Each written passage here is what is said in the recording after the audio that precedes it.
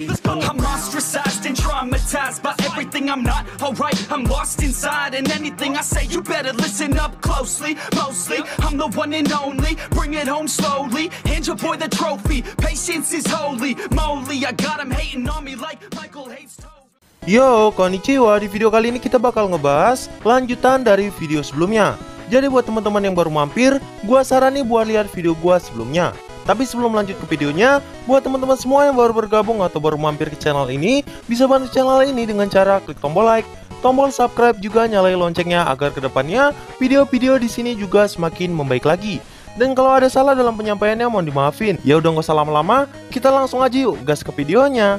Cerita dimulai. Scene pun kemudian berpindah, menampilkan Leon yang ada di singgasananya. Namun semua telah berakhir karena pintu ruangan itu telah dirobohkan dan bahkan telah hancur. Ini karena serangan dari Footman yang saat itu terlihat sangat marah.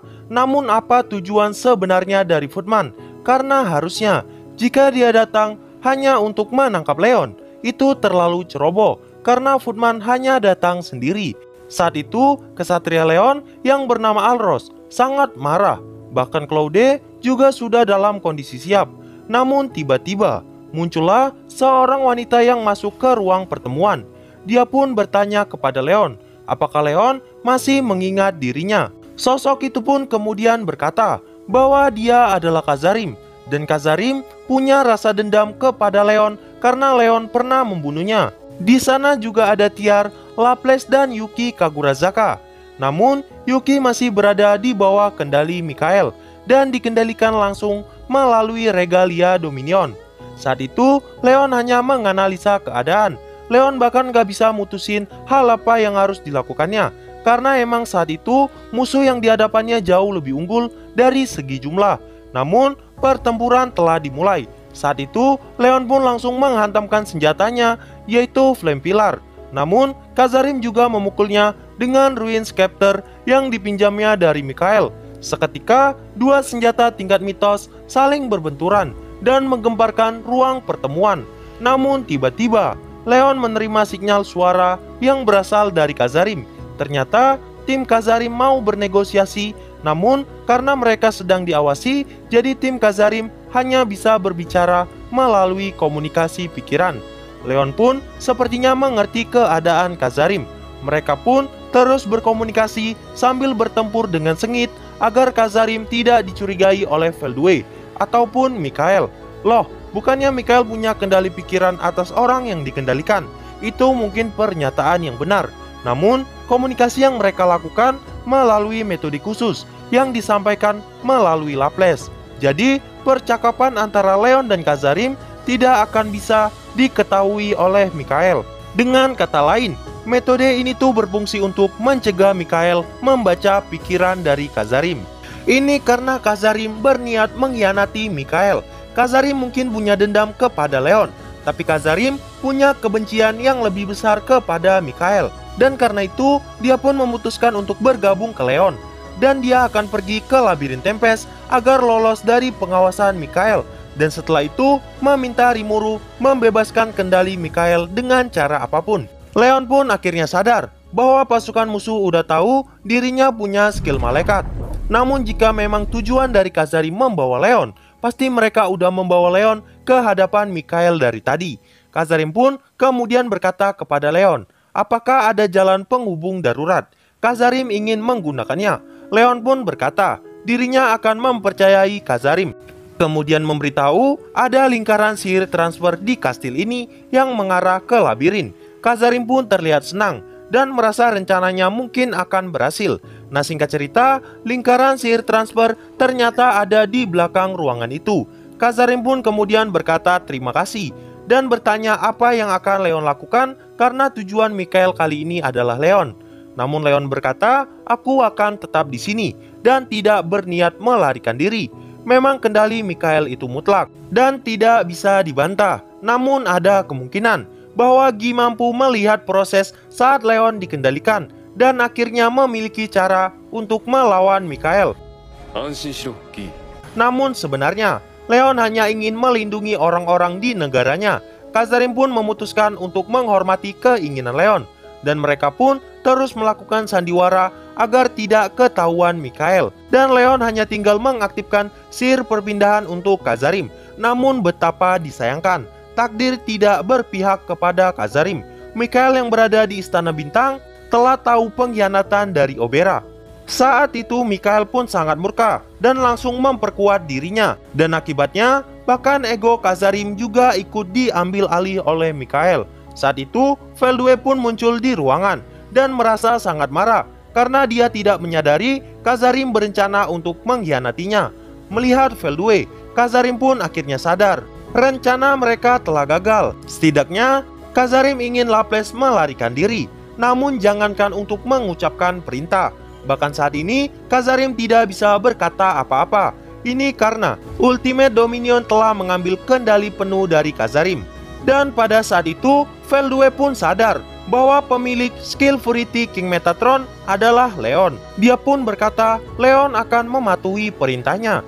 Namun sebelum kata-kata itu diucapkan, Leon sempat menggunakan kekuatan penuh dari Furity King Metatron. Serangan itu kemudian dilepaskan dengan niat untuk membunuh Feldue, tapi itu sudah terlambat. Leon pun berhasil dikendalikan.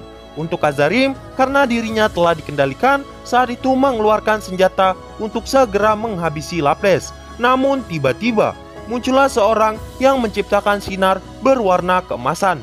Sinar itu merusak pedang Kazarim. Dia pun memberitahu namanya adalah Sylvia, yang merupakan masternya dari Leon. Laples pun mengingat dirinya adalah Undead Elf yang diciptakan oleh Kazarim.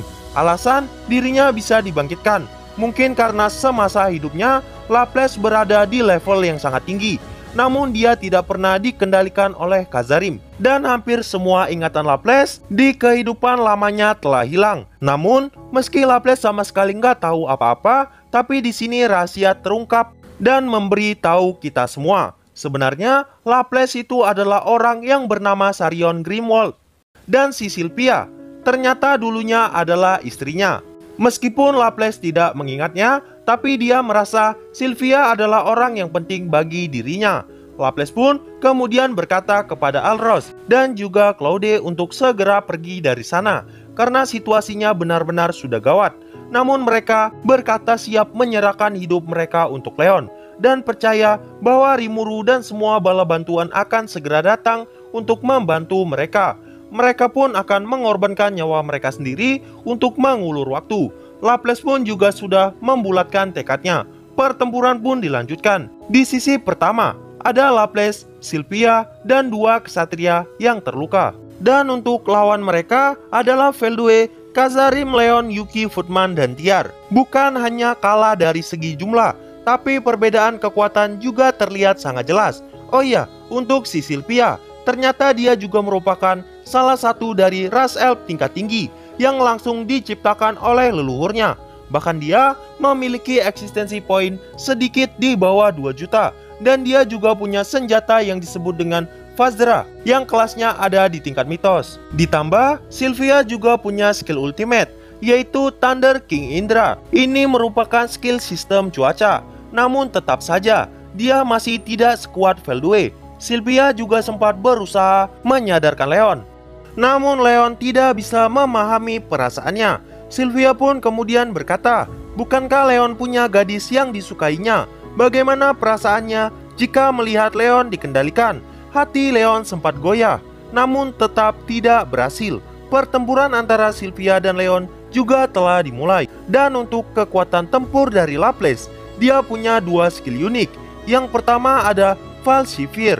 Skill ini merupakan kemampuan untuk mengganggu persepsi lawan dan melancarkan serangan ilusi.